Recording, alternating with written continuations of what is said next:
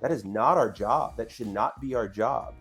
Our job is to listen to the customer on their pains and their growth opportunities, like coming from a place of zen, of stoicism, of I can only control what I can control. With that broad term, there is this understanding that they're going to come to you with every product demand and they're going to expect an outcome. They're coming with you from every pricing structure and they're going to expect an outcome. Like, funk that. That is not who we are. Ahoy, folks, and thank you for joining us. You're listening to Lifetime Value, the customer success podcast, where we help you wrap up the week that was in customer success and start you off on the right foot for the one ahead of you. I am your host, and I want to make this a little bit interactive. Everybody's most beloved musical artist from Seattle. Who is it? What? Me? Is this where I say hi? It is not you, though you are a musical artist. Who is everybody's most beloved musical artist from Seattle? I am your host, the Macklemore of customer success podcasts. My name is Dillon Young. This week's guest of honor wrote me a bio that was clearly taken from his resume, and I'm absolutely going to steal it.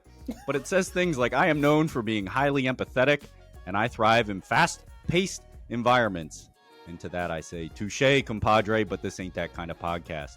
So our guest today is a Catalyst coach, CSM school guest lecturer, a co-host and strategic advisor for CS Insider, and an active touring musician, all while also kicking ass as the principal customer success manager for key accounts at UserTesting. Lifers, today we have Jon Johnson with us. What's up, fella? How you doing today? You had to use Macklemore. You just had. You were supposed to guess Kurt Cobain. From my perspective, you froze, and I was waiting for some It's crazy. You're still frozen right now, so it kind of threw me off a little bit. Kurt Cobain, Eddie Vedder, Chris Cornell, Ben Gibbard. Ben Gibbard, that's me. Yep, Ben Gibbard. I was very confused because of the. Can we take that back? Let's cut. I really love Ben Gibbard, Dillon. He's great. He's an incredible songwriter. How enjoyable was it the first time you heard the opening song for Shrinking? I was like, oh, dude, legit. Like, that was a surprise. So, as you know, it's from the same creators of Ted Lasso. And they've definitely got like this shtick of like leaning into like the millennials like emo feels with Mumford & Sons is Ted Lasso and Death Cab for Shrinking. I loved it. It's so good. Jon, tell us about UserTesting. Yeah, man. UserTesting is a platform to capture human insights from your customers, whether digital or physical experiences.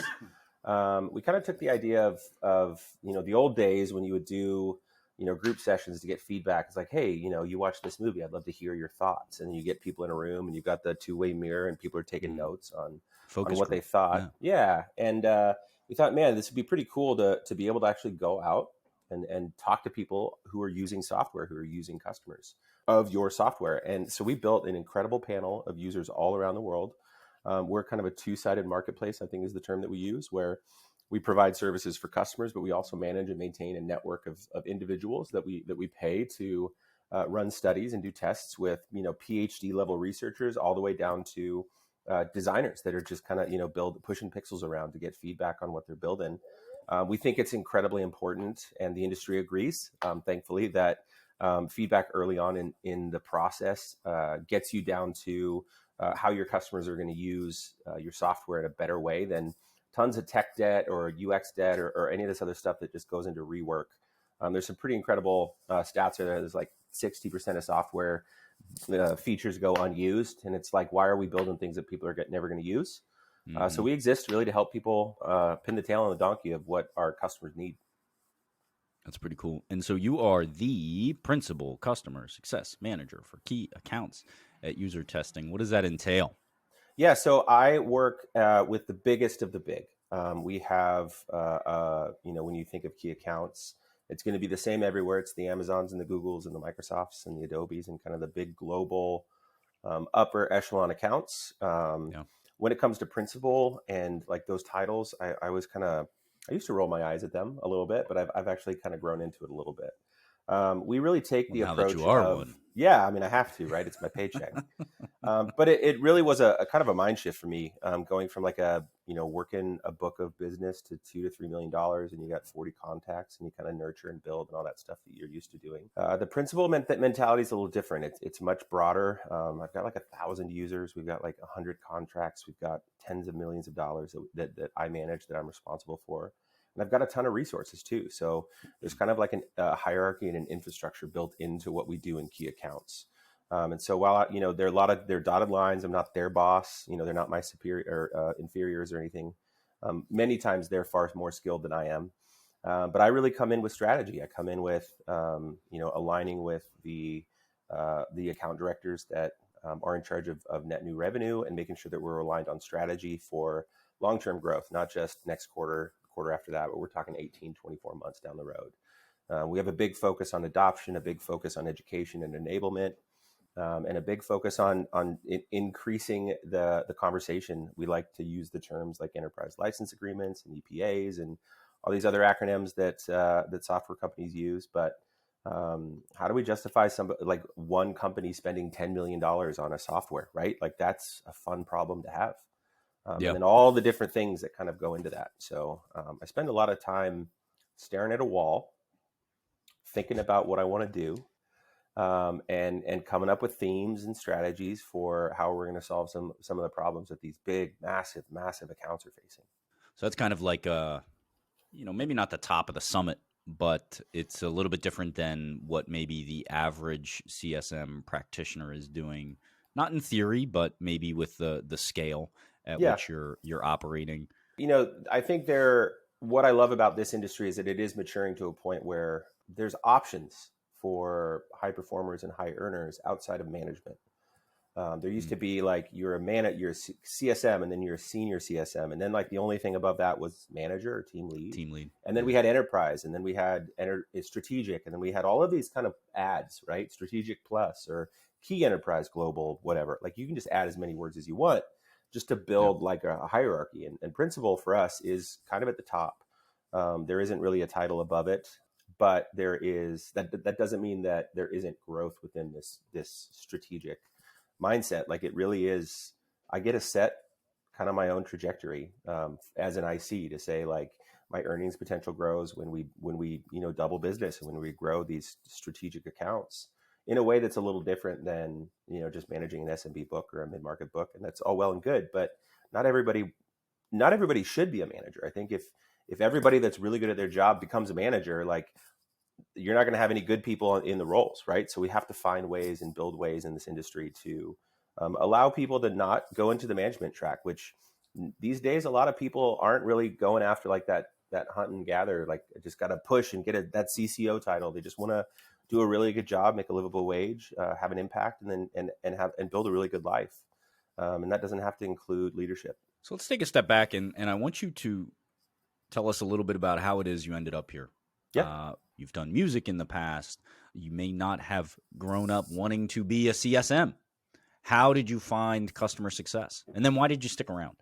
I still don't think I know what I want to do.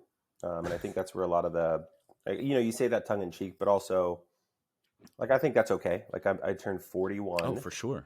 On Saturday. So in 2 days, that's going to be my birthday. God bless you.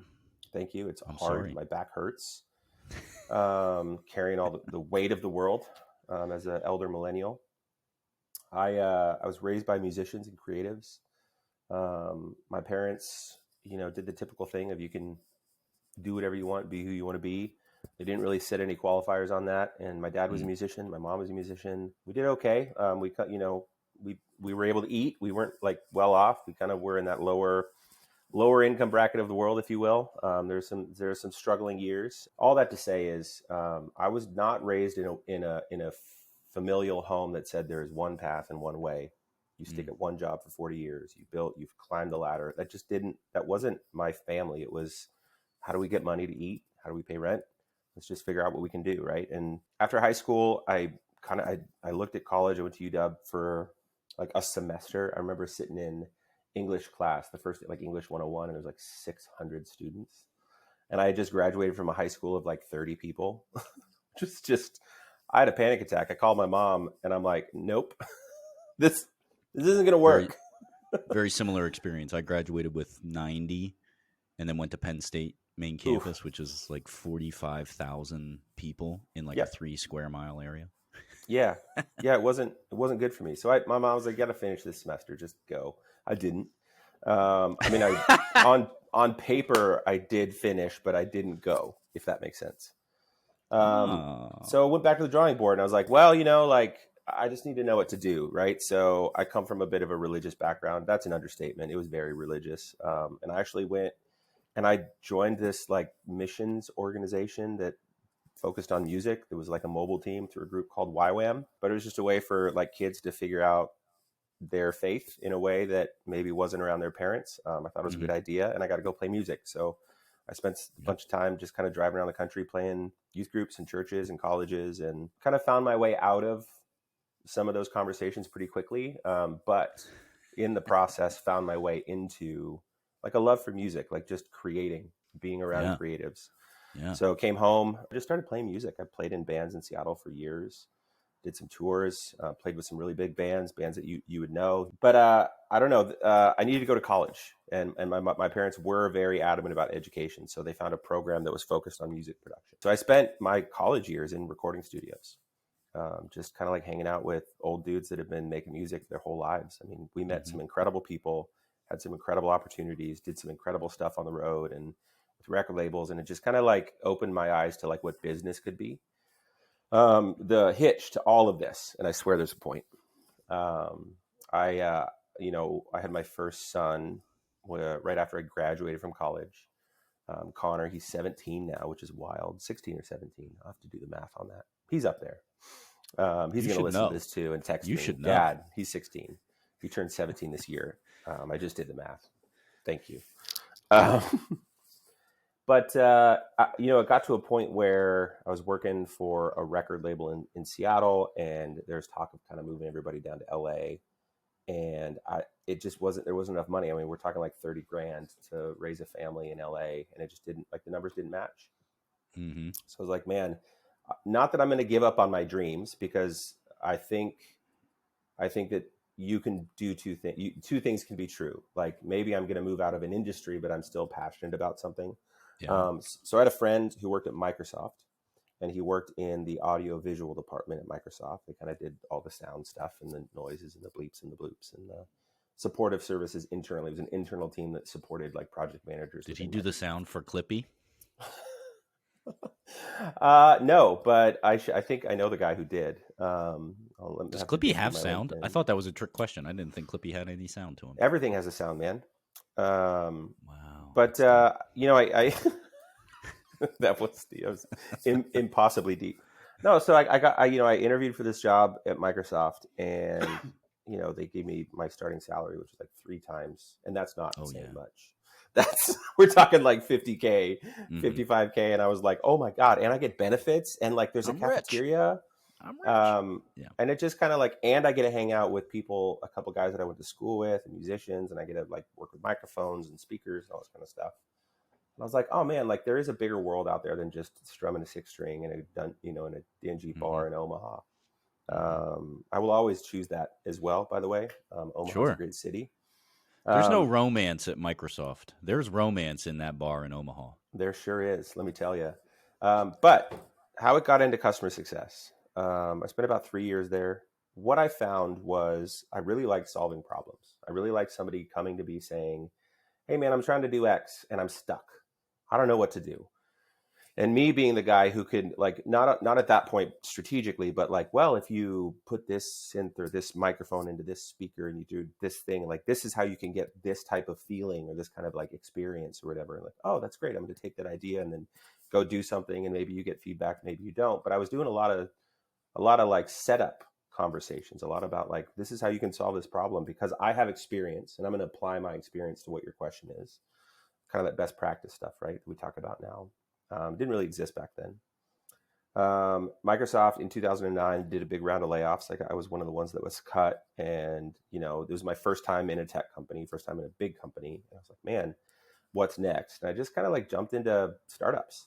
Like I just kind of like, I did some support, like I answered some support tickets. I was a BDR for like a year. It was the worst year of my life. That's a tough life. I That's a tough life. cannot tell you how much I hated having to do 100 blind calls to Dude, like, but you learned it. You learned it, right? That's a skill set. oh, it is. But through all of that, I learned that I didn't want to be in the support queue. I didn't want to just like, hey, Mm. what's this bug? Right. I was like, here's the answer, fix. And I didn't want to be in sales. Um, so I just kind of like waffled around in software with how do I like talk to customers and how do I build relationships? Account management was kind of the thing. Found myself in Santa Barbara, California, 12 years ago. I think the term customer success manager had just kind of started to pop off with Salesforce and Nick Meta and that whole group. And I got a job. I drove for Uber for like a month in Santa Barbara when they launched Uber. And I was like, I was taking like all of the software guys because that's who used it at first from like the airport in Santa Barbara to their offices. And I met the three founders of this company called Invoca in an Uber. And I just kind of like talked about what they did. And I was, they really liked who I was. They liked my personality, introduced me to a hiring manager on their, I think it was a customer service team. And I interviewed for a customer service role. And it was funny because like I interviewed Lorelei, my boss at the time, and was like, no, this isn't for you. I was like, ah, shit. I was like, I really biffed this one. Like, I thought this was like moving really great. And she goes, I actually have this other role that I would like to talk to you about. And she's like, it's a customer success manager. I was like, what does that mean? And I went through that interview process and wound up getting the job. And I remember it very, very vividly where I got introduced to the team. And it was funny because that title was relatively new and it had a manager title in it. And so like, there's a couple girls, I think Jenna, her name was Jenna at the time, was like, are you my boss? And I was really confused because nobody told me that I was managing anyone. And I was like, am I your boss? Like is this like, how did this happen? Like, I don't know what I'm doing. Is that Finding Nemo where they misidentify their own parents? Yeah. Are you my mom? It's a boat. No, but, and then, obviously the role was clarified. Everybody got turned into a customer success manager after that. So I was just kind of like, the bleeding edge of that. But what I really liked about it at the time and why I've stayed with it is, the definition of what I do and what I love about anything that provides income is a creative approach to meeting someone's needs, whether that's through music, whether that's through a band, whether that's software, whether that's building a deck, making a cheeseburger, whatever it is. Like, it's the creative solution, having the ability to say, I don't want to work in an industry where somebody gives me a script and says, this is what you have to do. I want to work in an area where folks say the outcome is X. How would you do it? And that's been the last 12 to 13 years of my life is we need people to use this software. How would you get them to use it? And then you just kind of throw stuff at walls. And I've stayed in it and I've grown my career in it. And I'm so proud of where I've come from and where I'm going, because I feel like there is a harmony with like my soul is, if you want to get all woo woo about it, but like the thing that makes me want to get up in the morning is not a software solution or a specific manager. I've had great managers, but it's this ability to say like, I am a created being who longs to create and to be creative and to use this thing in my brain and in my heart that resonates well with people. And I want to solve problems. And I haven't had anybody say stop yet. So, except that one time you got laid off. Yeah. Well, that was more of a general, it's like a soft-handed stop. No offense. Everybody stop. Not specific to John. We just need you all to stop. We just need you all to stop. So yeah, I mean, that's a long way around it, but I think I've been really happy with this industry. I don't really think that I thought about that I was in this industry until the pandemic hit and things kind of started to focus a little differently. And there was thought leaders and there was podcasts and all this stuff that just kind of started to like, dude, I've been doing this for like 10 years and nobody's been talking about this. I've been wanting to talk about this. Like, I wrote blogs 10 years ago and it's like, I guess I got to repost that now because maybe somebody will read it. I have to tell you, our stories could not be more similar, except I can't play any musical instrument for shit. I went to school for music production. Yeah. I moved to New York and did the music like booking agency, management agency thing for like 2 years. But I made so little money that I was like, I got to find something else. And that was when Silicon Alley was getting started. And so there were a ton of startups in New York City. And so I got into startups all the way to, I didn't even know I was a customer success manager until I read Ruben Rabago's book. Yeah. You're like, And wait, I that's said, what I do. I do all those things. And this sounds so much more elegant than the way I've been doing it. I'm going to listen to what this book says. I love to hear the meandering path that people need to take. And I think what's also valuable in your explanation is the way in which you view it is slightly different. I mean, I agree with the creative portion.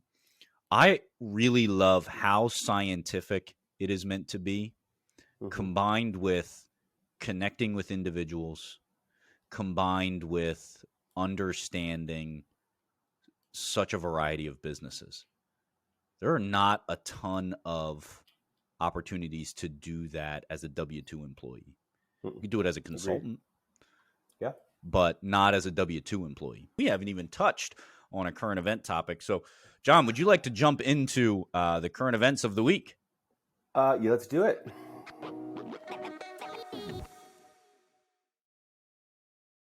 All right, success criteria and business outcomes. You may have heard about this before. Yeah, Happens to be familiar. Yeah, it's a topic in customer success. it's a topic. They're important, at least some are. And the ones that the customer need are. You're right. Absolutely. Thank you for stepping on my punchline, John. Oh, no. The ones the customer needs are important. Yeah. The company who is serving the customer, not so much, or at least Fuck not all. Doesn't from matter. the customer's perspective. Everybody knows that. That's old hat. We get it. And if you're not doing it, then like figure it out, dude.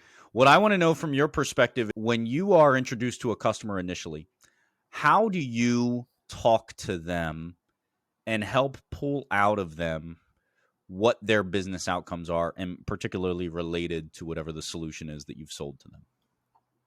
Yeah, that's a good question. And I think it's matured over the years. I think I'm a firm believer that it is not worth my customer's time to get on a call with me unless I can provide value. And that sounds like old hat. Like we know that. But I do carry that weight very heavily, where I do not want to waste my customer's time having them teach me what their outcomes are, what their criteria for success are, what their KPIs are. They've been doing this with 10 other CSMs over the last 5 years, and it's just another call, and it's another deck, and it's another waste of time. I have always started from zero, regardless of the maturity of the customer. And I don't mean that like the customer is immature. I think that the first 90 to 120 days of any customer relationship with a CSM is discovery from the CSM. And that is not just listening to the POC explain things. And what I love about the role now is most of my job is reading like S1 reports and following like quarterly statements and board meetings and following every leader that I can on LinkedIn and seeing what they're engaging, what podcasts they're on, what they're talking about, like really informing myself about like what moves the needle in macro for my customer, singular, this account. And then when I get on calls with my point of contacts, that's where like the open-ended discovery questions come in of like, I know what your goal is this year. I know your goal is X, increase revenue by Y, or whatever that goal is that is clearly defined from all of these kind of factors. What I then do is spend my time understanding how my POC informs those goals all the way up, and I just start drawing out matrices of this person does this task that feeds into growth. It's like that OKR model, right? The objectives and key results. I love that framework. I think a lot of people use it to guide. I actually kind of flip it on its head a little bit and use it as a steering direction of like, I need to start from, your task is X and you are measured by Y. And then I bump up to their boss. What is their task? What are they measured by? Right. And then I come to the table with you've told me all of this stuff over the last, 120 days or 6 months or whatever you want to do, whatever your time frame is. Um, do you agree? Like, is this something that we can, I'm not going to change Yeah. your process to fit my model. I'm going to come into the table and say, maybe you don't have a defined outcome because you haven't put a pen to paper, but I've done this kind of work, and does this align with what you're doing and how you kind of report your structure and successes and losses and all that kind of stuff? Yeah, that Yeah. works perfectly, they may say. And then we say, okay, great, here's our benchmark. This is what you're doing today. What's your stretch goal? Like, for you as an individual contributor, what is your stretch goal over the next 12 months that you want to impress your boss so that your boss's boss is impressed and that you get the promotion or whatever? And it's like, well, I need to increase this by X. It's like, okay, great. Then I put on my hat and I've already built trust and I've already built engagement with this person that they're not teaching me, that I'm coming to the table informed on their business, their use case, their persona, their usage, their enablement needs. All of that stuff is something that is passive. Like, I have just consumed that, right?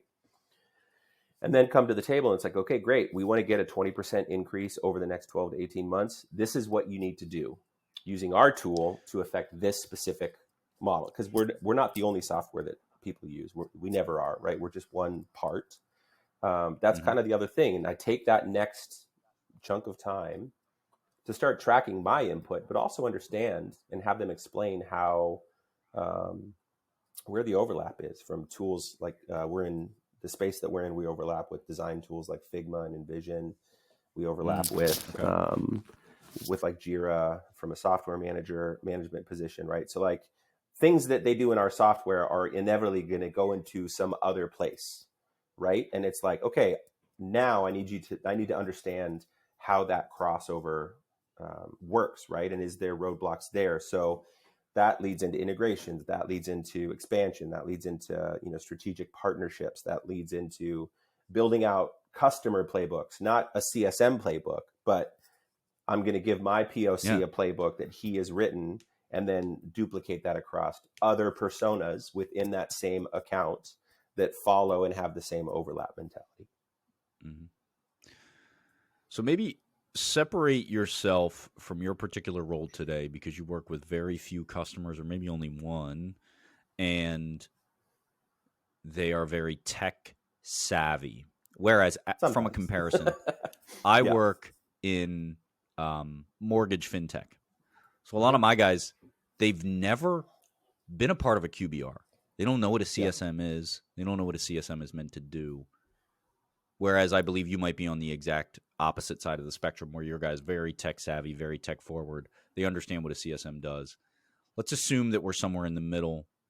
Do you find that customers need help understanding the concept of what it is that you do and what you should be bringing to the table, understanding your business model, having a rough idea of what their goals should be, and then immediately jumping into the meat and the strategy? Do you find that folks struggle with that? Do you have to educate your customers in any way on that sort of I do. philosophy?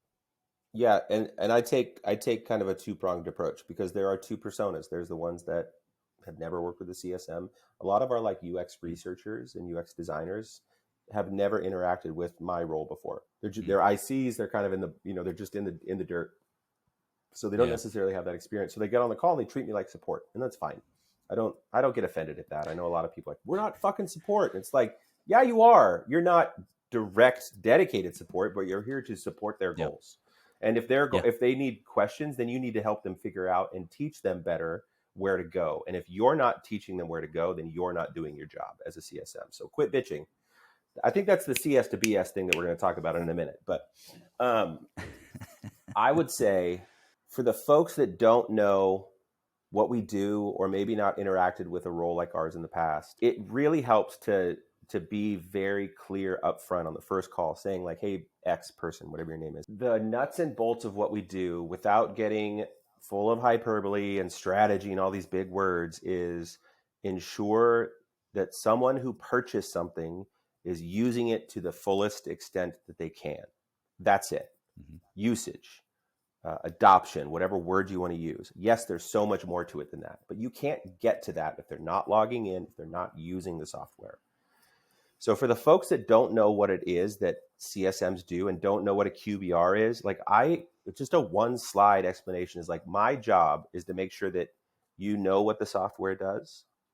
You know how to log in, how to start whatever your project you're doing, whether you're launching studies or creating designs, whatever it is, tracking anything, just like the bare bones of adoption, like that discovery phase of, do you know why your boss bought this? If they say no, it's like, that's where I get to teach and say, my job, who I've worked with your boss, I know why your boss bought this, is to make sure that all the people that are kind of in the weeds understand what the purpose of this tool is, and the purpose of the outcome. We'll use that word in this case. The outcome is renewal, meaning renewal is not just I get paid, but it is a validating event that the purchase was needed by an organization. And I try to talk in those words as simply as I can. Yeah, continues to be needed, that it's not just a one and done. Because if they don't renew, sure, there's a bunch of factors. There's some things that you may not control of. But by and large, if they renew, that means that they have either found value or they see value in the future coming from processes that include your software.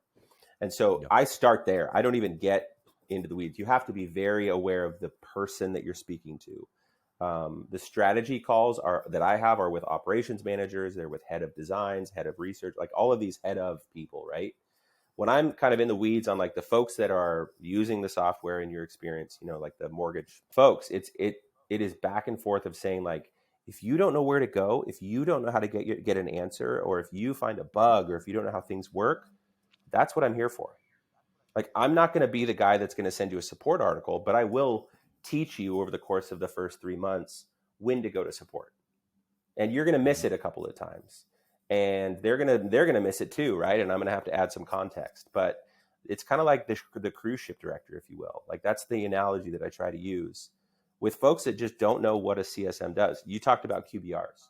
Man, that's a prickly topic these days, right? Because if we're leading with value, most QBRs are bullshit. Like, most of them are bullshit. They are, look how great we are, but I try real hard when I'm scheduling a review to say in the meeting, I want this meeting to be mostly like the individual contributor, one person who uses the tool, the person that bought the tool, and then whatever the skip level is, right? So if there's an executive, or if there's a VIP, a VP, or a C-suite in the room together, and I want you guys to talk about your experiences with this software together. That's the purpose of this call. And I'm going to be a moderator so that I can take notes and say, oh, that's really interesting. So it sounds like you're not seeing value, blah, and fill in the blank, right? And then building out programs that speak to those gaps, right? So I try really hard when they're like, what's a QBR? It's like, it doesn't matter what we call it. Like, once or twice a year, it's important for the adoption of this software for you to get on a call with your boss and your boss's boss, or whoever wrote the check, so that they know from whatever way they can that they're finding value in whatever this check was that they wrote. And that I'm kind of the guy that's kind of like coordinating and then following up and saying, this is an opportunity because there's training, and here's how I'm going to solve this. And this is, I think, where it could get really fun is, as a service provider, if your VP who wrote the check sees, Tabitha, the independent contributor, who's not doing the right thing on the software, I don't ever want the VP to go down to Tabitha and be like, you're fucking it up. I want to be the person that says, hey, it looks like there might be a process that I can adjust. I actually know how to do this. VP, let me work. Can you empower me to work with Tabitha to make sure that we get these processes in place? Because I've got this playbook and I've got these outcomes. And they're like, oh, that's great. Then they don't have to do it, right? They don't have to come in and be like, fix it. And then Tabitha's like, I don't know how to fix it. I don't even know how to use this software, right? Like, it just becomes, you remove some of the burden of these independent individual contributors, and then empower leaderships to say, this is a process problem and not a people problem. So let's talk about the process. And that's when you get to outcomes. I did want to call out one thing specifically. what you had said at the beginning, and I'm gonna blank a little bit on the context of it, but it was essentially you have to do the heavy lifting and the hard work to understand their business. You should not be wasting their time in Yep. explaining that to you, and as little as possible should they be giving you ongoing coaching on their evolving strategy. And I think that same theory, if I could be so bold as to make an assumption here, we should be doing that with every single motion that a customer success practitioner does, including things like meetings. Like how do we make our conversations meatier, more valuable? And that includes things like delivering agendas ahead of every single meeting. It is delivering decks ahead of every single meeting. It's stuff like that like I know that that's all the tactical kind of crap that we should be doing no matter what, but you can extrapolate that same idea and that thought process into every single thing a customer success person does, and just think about how you can make that person's life easier and continue to deliver on the outcomes they want to see from your software, or they expect to see from your software or your services. I want to push back a little bit, and it'll be quick with brevity. I get real frustrated when I hear CSMs that I coach saying, well, but I got to log a note. I got to log a meeting. Like I got to get a meeting with this guy because every month I have to do 20 meetings. And if I don't do 20 meetings, then my boss talks to me about not doing 20 meetings. That's a really immature CS organization. That's a red flag for me. I will coach that CS organization how to do it better. Because why are you pushing back on me? I didn't mention that. Yeah. I don't think if you don't have an agenda, you shouldn't have a meeting.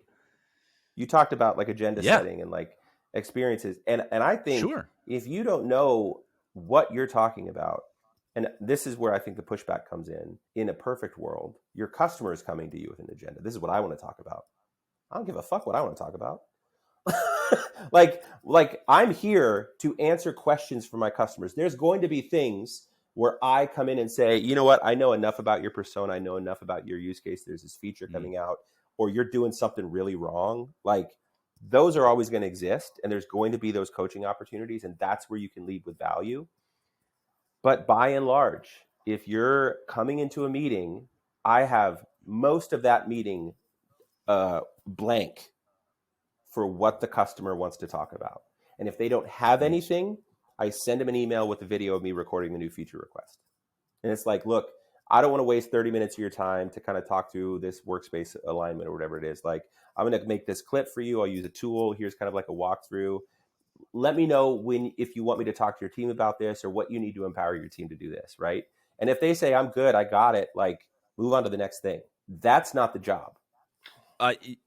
You and I are on the same page. I think you took an implicitness in my statement that we are doing things to serve our own purposes when it certainly wasn't my intent. Yeah.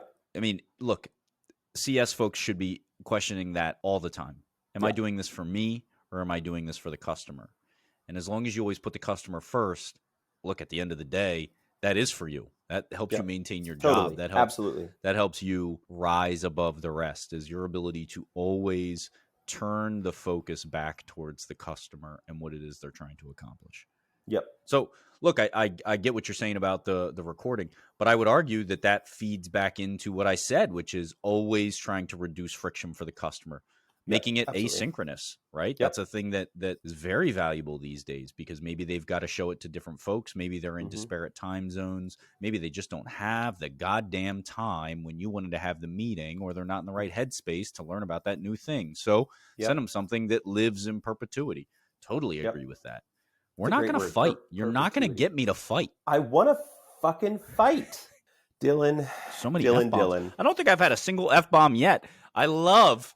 how you're making this happen for me. You're leading by example, Dillon.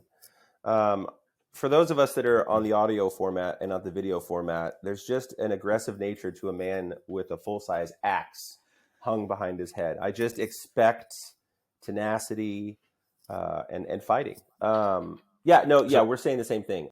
I want to move on to my second topic. I don't know, too many people may have heard about this. I think it's flying under the radar, but there's a lot of layoffs going on. I hadn't heard, I made the same joke previously. Emoji. I certainly don't want to diminish this scenario. My heart goes out to anybody who's dealing with that, and I wish you the best in finding your next role. There's a ton of resources out there. Maybe we can share some in the show notes. So layoffs keep happening. We're doing more with less. We're being asked to own the numbers, quote unquote, right? None of which I disagree with. I think all of this is healthy, right? Happens all the time. It's not specific to CS, though we do live in kind of a bit of a high pressure position. All of that leads to kind of this big B word, burnout. I want to hear from you, John, whether you've ever experienced this, maybe what folks should be looking out for if they may be falling victim to this and not yet realizing it. Yeah, I have, absolutely. I suffer from pretty intense anxiety with Me too. sprinkles We're of brothers. ADHD. I know. Yeah. What pills are you taking? We'll talk about that later. We'll leave that in the show notes. I carry the weight of every decision that I make too heavily. I spend too much time. Like my team actually is like, you're too deep in the weeds. Like I get so spun up on strategy and trying to think ahead and get ahead of all of this stuff and lead the conversation that like I kind of spin pretty quickly. And so like I've kind of constantly lived in a state of burnout on top of having 3 kids. Jeez. And living living in a world that we live in where you just kind of, we're passengers to some controlling forces that half of the country don't agree with the other half and we just don't know what to do with where we're at. And the same thing can be said in our industry where there's just a lot of things that we can't control. And I really like to know what's happening. Like I like to be informed. Yeah, me too. I think there is this thing that I have learned, and it's not always received well. I think that it at times can make people uncomfortable. And I think that you need to take that into account. But there is a vulnerability that I carry myself with. That I am proud of, but I also, it's not like not everybody needs to carry your weight with you. But the thing that I have found to save myself from burnout or to relieve some of the pressure, other than just like going into a dark room and screaming at the top of my lungs a couple of times a week, is to find. Do you have a room dedicated to that in your house? Of course, you don't. Once you have 3 kids, you need a room for anything, man. It's just like you're not allowed in here. No, like you need to find with your customers, with your colleagues, with your bosses, a moment to acknowledge the humanness and to say this is too much. I hope that you work for managers and you work for people that have an empathetic personality. Luckily, our industry kind of is filled with a lot of people that are driven by empathy. I'm very grateful for that. That allow people to be human and allow people to say, having a hard time, I need to stay off screen, or I really need to take this call somewhere else. I need to reschedule this because things are heavy. You don't need to go into detail. I tend to go into too much detail. Like I will tell you everything at all times. And it's a coping mechanism for me. It shouldn't always be a coping mechanism for you. I think it's important for you to reflect as much as you can on what strengthens you as you do what strengthens your customers. If you're not your own CSM, if you're not looking at your own outcomes, if you're not saying like, yeah, I want to do these things, like what are the things that you need to do to get there? And like most of that time, it's like eat a good breakfast, go for a jog, like get out, touch grass, like find these opportunities to say like the only way that I'm going to make this outcome, which is, exceeding my quota and, having space and time for my customers is if I do X, Y, Z. And whatever, that's going to be independent. That's going to be your own thing. Maybe that's listening to a podcast, 2 white guys talking about business. There's plenty of them. Maybe that's, going to a concert or taking a vacation or getting a pet, getting a dog, like spending more time with your kids, like whatever that is, like that has to be a part of your outcomes. And I'm a big fan of what I do in my work, I do in my personal life. There's that quote. It's like, what you do in darkness, you will do in the light. And you can like the small nuances of our life feed into the big stories that we build. And if you're not doing the same things in all areas of your life, that is when burnout occurs from my experience, when you're segmenting and nope, this is work. I can't make myself happy at work because I have to fucking work or I have to do this, right? Like for me, like actually this is a new thing. We talked about shrinking. If you guys haven't watched Shrinking on Apple Plus, it makes my heart so happy as somebody who It's great. loves therapy and loves the fact that therapists are humans and that therapists also need therapy. It's so great. And Jason Segel, I was lucky enough to live when I lived in Santa Barbara. Jason Segel would come into the coffee shop that I went to every morning pretty often. And I would not say that I have a relationship with him, but I was able to shake his hand on a number of occasions and just kind of talk to him about the projects that he's working on. And he's a great human being. And seeing him in this role that is very much his life, going through a lot of hardships and a lot of processing things, it's really cool to see. And then, crotchety Harrison Ford on edibles is just the best thing. Anyways, oh my God, there's this thing that Harrison Ford tells Jason Segel character's daughter. They lost a family member, and they're kind of going through some trauma and processing some things. And they don't urge people to not feel sad. Harrison Ford's character says, "You know what I do is I put on the saddest song that I can find, and I feel everything for 15 minutes. I cry, I scream, I weep, and I let myself feel the weight, the pressure, and that timer goes off, and then I move on with my day. Get back to work." So 3 weeks ago, I actually started this little playlist project, literally from this show, and I was like, man, I need my 15 minutes of crying. Like, I need my 15 minutes of screaming in a closet. And so I started this this playlist, and I posted on LinkedIn, and it's actually been getting a lot of attention, which is really fun. Like, artists are responding to it. I had a couple artists that I featured this week reposted on LinkedIn or I'm sorry, Instagram. But it's the theme is 5 songs for the mopey tech worker. And then I kind of come up with I don't know, if I like funny things. So I'd kind of make it tongue in cheek, where it's I think you can find it on my LinkedIn, but it's 5 songs for the mopey tech worker who put off updating Salesforce until their boss passive aggressively mentions it during the last team meeting of the month. And I've this process that I go through has been really fun to find, cause I listen to a lot of music, and it's been kind of cathartic for me to just find this thing. Okay, this week, when I'm in my feels, I'm going to put on these sad songs, and I'm just going to focus on why I'm sad, and then I'm just going to move the fuck on. I'm a bit of an artist myself, John, and don't say so myself. I like to distill very long and thought out and thoughtful diatribes into single words. Okay, that's a niche. And I think everything you just said is hashtag awareness. Yeah. Right. And I think that's an unsung, really valuable skill for a CSM, probably just for being a human too, but the ability to be aware of the situation, to be aware of yourself. And I think that's the thing I would take away from everything you just said. And it's absolutely the thing that I would recommend folks do if they're feeling a little more stressed than usual. They feel like they're getting a lot more put on them at work or even at home than usual. Just turn that lens inward and see why it is you're feeling that way. And if you need help with that, the suggestion of therapy is spot on. Yeah. But also don't be afraid to talk to your boss. Say I'm coaching this girl who, her company's going through some layoffs, and they just keep putting more stuff on her, and there's no more comp. And there's just this request of doing more with less. You talked about this earlier in the pod. Yeah.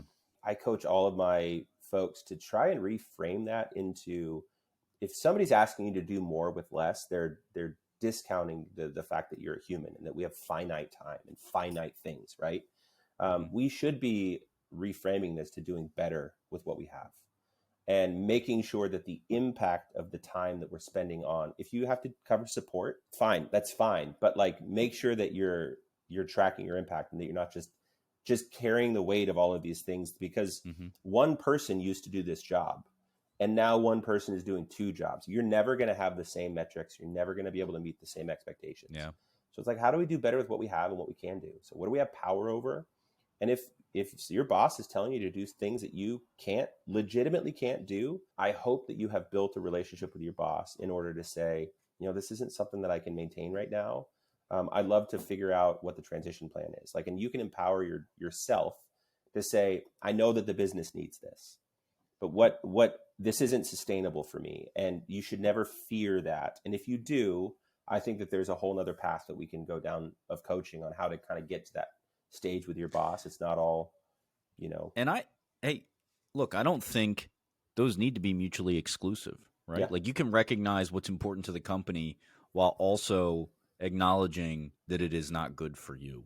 Yeah. And those are, it's like you said, you go down a completely different path of working hard to separate your identity from your work and your company. And that's not a bad thing. It's not necessarily a good thing. It's just something to be aware of. But let's wrap up Act 2.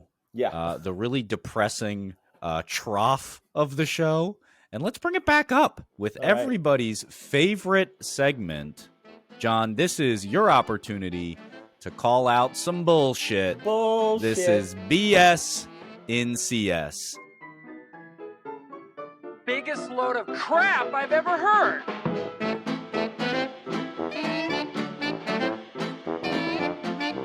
Number one bullshit. Oh, number one bullshit. Jon Johnson, if you could choose one, what is the trend, catchphrase, or otherwise related to customer success that you would like to see done away with forever? Trusted advisor. Did Jan Young get to you? I love Jan Did Young Jan so get to you? much. I love Jan Young so much. She's great. Yeah. But fuck that. I hope all of my customers are listening to this. I shoot myself in the foot with that one. But yeah, seriously, get it out of here. What does that mean? Like, what the hell does that mean? Like, it comes back down to, how does it make makes you me feel like Dylan? the Consigliere from The Godfather. Yeah, I've also never been able to spell that word. Would you like me to? No, it's all right. And leave it in the Go show ahead. notes. Put it in the show notes. I've always wanted to say that. You're so professional with your show notes. Yeah. The GGR guys need to step up their show notes. That's what I have to say. Shots fired. Boom. No. It all comes down to, if we're not aligned, continually realigning on the customer's goals. How can we advise them on anything? That comes back down to, I have all of the answers. I have all of the data. I have everything that you need. And you come to me and I'm just going to be the know-it-all. That is not our job. That should not be our job.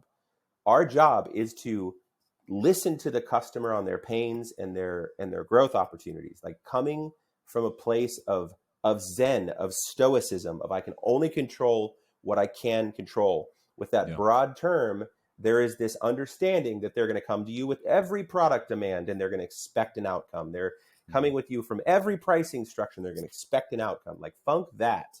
That is not who we are.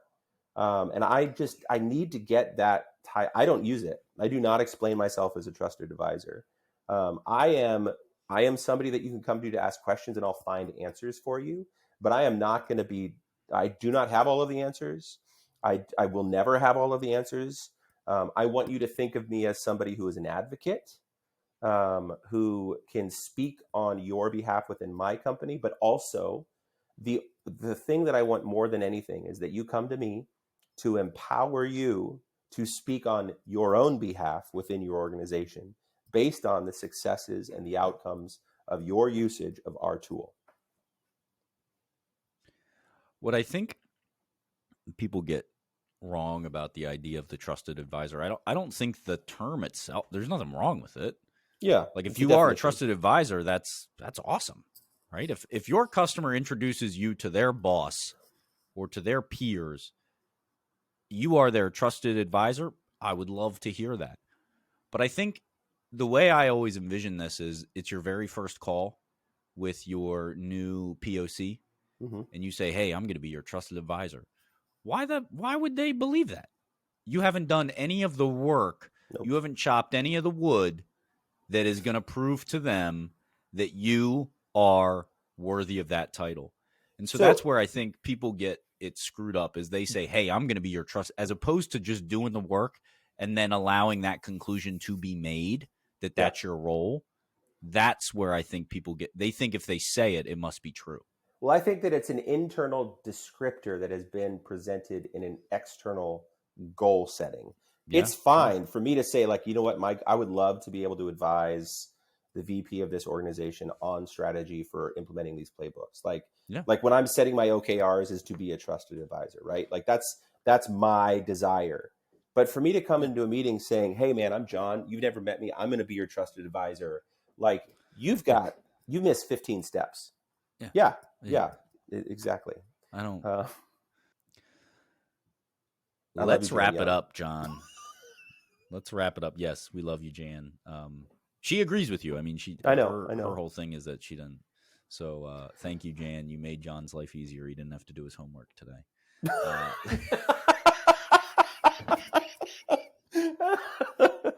Oh, so we are going to fight. All right, John, let's wrap it up.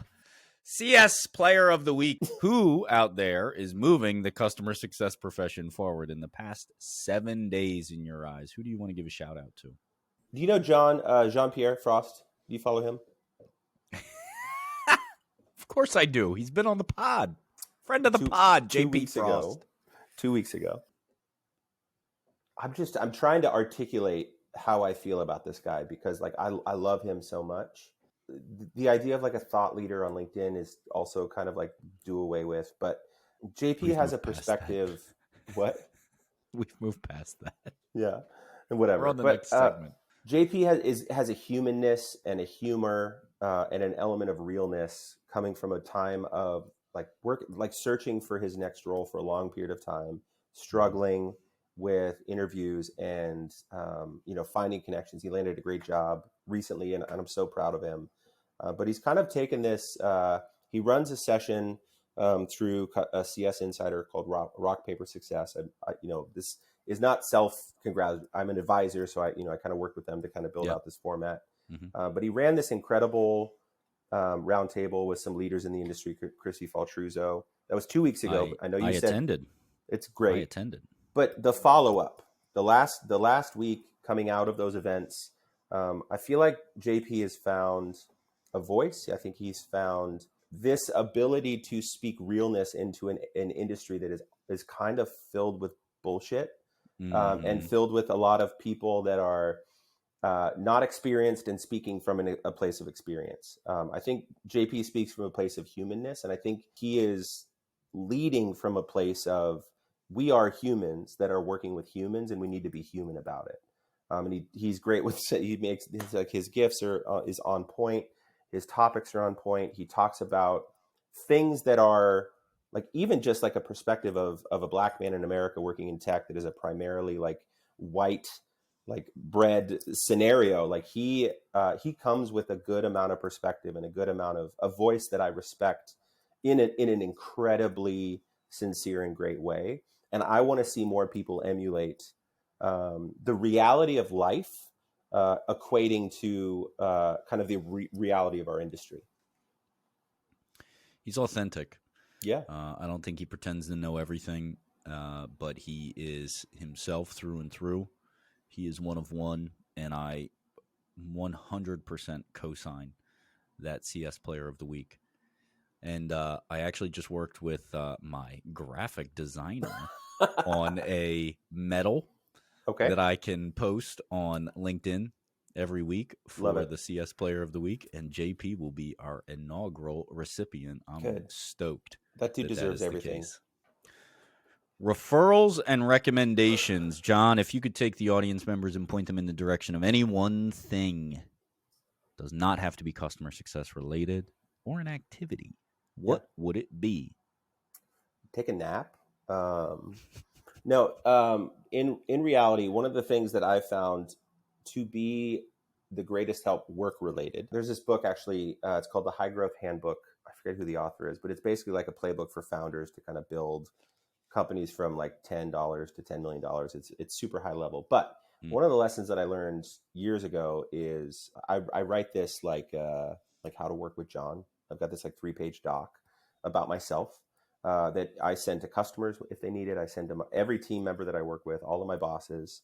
It goes deep into like my psyche. That's got some of like the Myers-Briggs test, like how I work under stress, like what my personality types are, like how I deal with conflict, how I would request people to deal with me if we are in conflict. It's kind of like a how-to guide to a human being. It talks about my family, my kids' names. I love that idea. What drives me from a financial standpoint, what I consider wins. And this is something that I spend every quarter. I kind of do like a self-reflective, like QBR of myself. And it's like, has this changed? Is there something I need to add here? It's always evolving. I actually talked about it. As one of the things that I talked about with Pavilion in last quarter's cohort, which was incredible. Everybody kind of got a copy of it, and the outcome has been really cool. So it's one of those things that I like. If anybody wants to see mine, hit me up on LinkedIn. I'd love to send it over to you.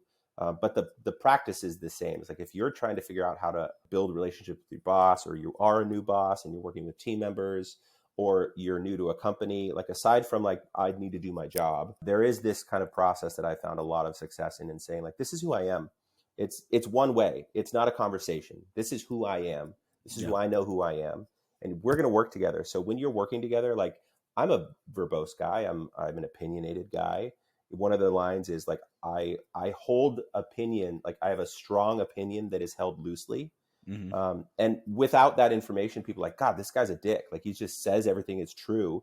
And it's like, sometimes people don't, there's introverts, there's people have different personalities that don't maybe want to engage. But I do that as a way to say, I want you to engage. I have this belief because of whatever has kind of fed me into it, but I'm also open to any other perspective.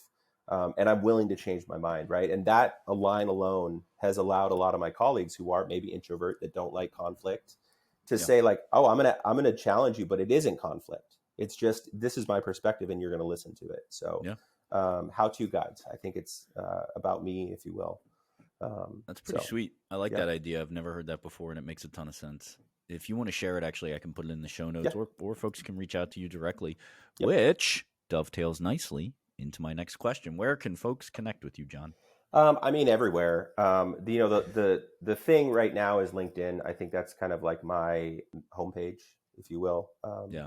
I would love to see you follow us on, CS Insider. I think a lot of folks are finding a lot of value in the events that we do. We do, speed mixers, we do roundtables, we do thought leadership, we do a lot of resources. I do a lot of work with them, guiding and kind of bringing things to life with them. So you can find me in those worlds. Pavilion is another great opportunity.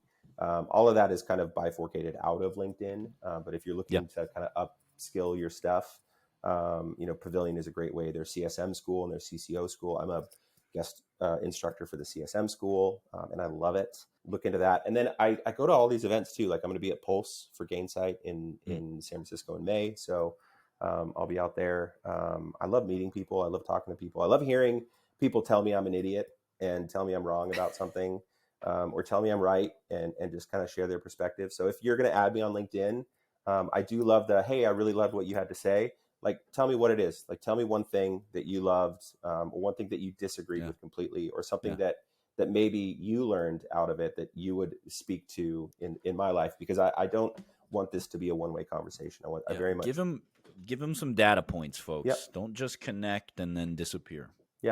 Give the guy some data points. All right. And then if you do want to follow like the whole playlist thing, like it's just it's Jon Johnson on Spotify. I post a new one every week.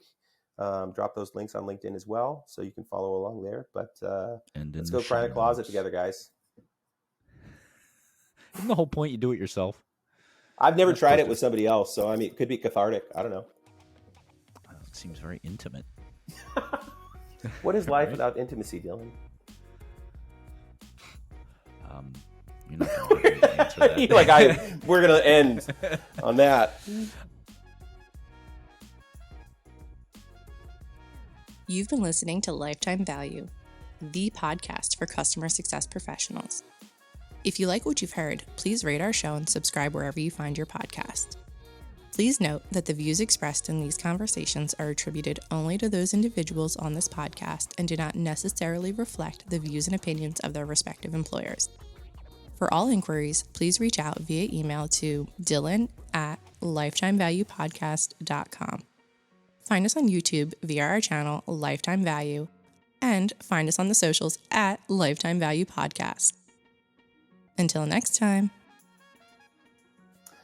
My name is Jon Johnson. You're listening to Lifetime Value, the place for axe wielders, heartbreakers, customer success professionals, and dreamers of dreams. Thank you for joining us. Have a good rest of the week.